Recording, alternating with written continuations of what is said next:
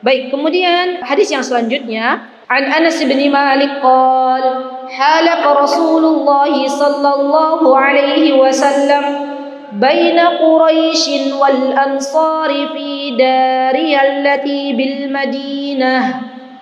Nah, ini juga sama. Jadi dari Anas bin Malik, Rasulullah sallallahu alaihi wasallam telah mempersaudarakan antara kaum Quraisy. Maksudnya di sini adalah kaum Quraisy yang telah masuk Islam dan berhijrah dari kota Makkatul Mukarramah ke kota Madinatun Nabawiyah. Teman-teman, saya boleh sharing ya.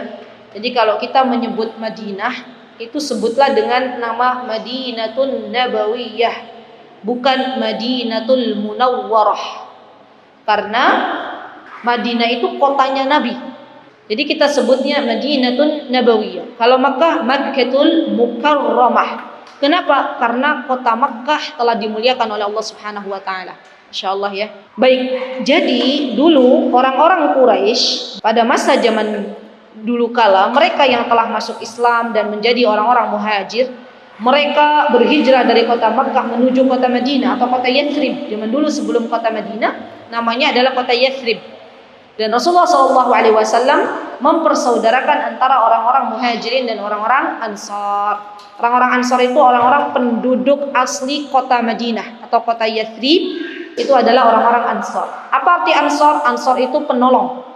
Dan ini yang saya rasakan ya, Masya Allah, benar-benar persaudaraan karena Allah itu luar biasa. Saya ingat ya teman-teman, waktu tahun 2004, bisa dibayangkan enggak? Saya dan suami waktu itu diberikan kesempatan oleh Allah untuk pergi ke negara orang. Dan kala itu uang yang ada di dompet suami saya itu hanya $100. $100, saya masih ingat itu, di Bandara Soekarno-Hatta itu $100, itu mau hidup di negeri orang. Terus sampai di sana kita tawakal kepada Allah, ya Allah, saya tawakal kepada Engkau.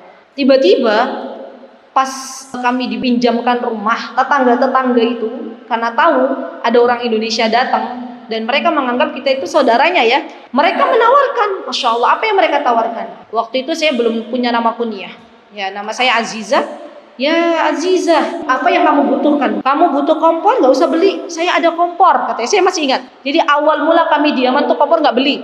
Sampai tetangga saya, saudara saya tuh bawa kompor. Ini loh, saya udah ada kompor nih, kamu pakai aja kompor. Ya, Masya Allah. Kami 6 tahun di sana, itu kami tidak ada kulkas, teman-teman. Kenapa? Karena tetangga saya itu bilang ke saya, kamu kalau butuh barang yang disimpan di kulkas, yang disimpan di freezer, sini. Nggak apa-apa, titip aja ke saya.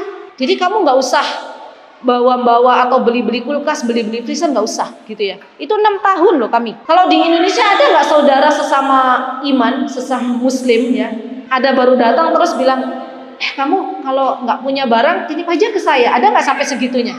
Jarang ya, begitu kan? Terus saya masih ingat kebaikan mereka itu, Masya Allah ya, karena mereka sudah menganggap saya dan suami serta orang-orang Indonesia itu saudaranya seiman. Ketika melahirkan kami di negeri orang, melahirkan anak pertama, kedua, dan yang paling kami rasakan benar-benar itu luar biasa, Masya Allah, kami itu sudah dianggap saudara oleh mereka itu pas waktu melahirkan anak pertama. Jadi anak pertama ketika itu melahirkan dalam kondisi musim dingin. Kemudian setelah itu kami pulang ke rumah karena nggak boleh menginap. Ya, jadi di sana itu sebagian klinik bersalin tuh nggak boleh menginap. Habis melahirkan ya langsung bangun, setengah jam habis melahirkan langsung bangun. Sampai saya waktu itu tuh bingung ya, suami bingung, suruh bangun gitu ya. Kan kalau di Indonesia suruh nginap dulu kan ibu-ibu, itu suruh bangun. Musim dingin, ya dinginnya tuh di bawah 0 derajat Celcius. Kami pulang ke rumah. Kami waktu itu dipinjamkan rumah oleh saudara kami sesama orang Indonesia. Orang Indonesia yang tinggal di ibu kota. Di sini aja Zizah, ya ini ada kamar kosong. Terus paginya, saya masih ingat ya, malamnya itu kami langsung pulang. Masya Allah sudah disiapkan sarapan. Ada bubur kacang hijau, kan ala-ala orang Indonesia. Ini ada macam-macam lah, ini kamu makan. Masya Allah, tabaraka rahman, apa ibu-ibu yang mereka lakukan? Saudara-saudara kami yang ada di sana. Mereka setiap hari bergilir. Jadi sesama mereka itu, ada orang Indonesia melahirkan. Kita giliran ya, yang bikin makan siapa? Nanti kirim ke rumahnya Ummu Yasir waktu ya. Terus disiapkannya tuh bukan makan makanan ala-ala junk food gitu ya, bukan. Tapi disiapkan marok. Marok tuh kuah yang isinya tuh kambing. Masya Allah. Terus itu sampai teman-teman orang-orang sana, orang-orang Yaman, orang-orang ada sih bukan dari Yaman saja ya, dari berbagai belahan dunia itu bilang, kamu gak usah masak ya sepekan ini ya. Ini sudah ada jadwalnya nih, jadwalnya sudah ada katanya. Masya Allah. Jadi sepekan itu benar-benar gak masak. Dan Masya Allah, rasa persaudaraan anak saya sampai begini. Ya Allah, Allah tuh maha baik ya. Baru kali ini saya tuh merasakan subhanallah nikmatnya persaudaraan seiman di negeri orang. Mungkin kita akan mengatakan ya Allah, nggak ada saudara karib kerabat, nggak ada ibu, nggak ada bule, nggak ada pakle gitu ya. Tapi di sana ternyata ada saudara-saudara seiman kita yang sayangnya jauh lebih sayang daripada saudara kandung misalnya. Subhanallah.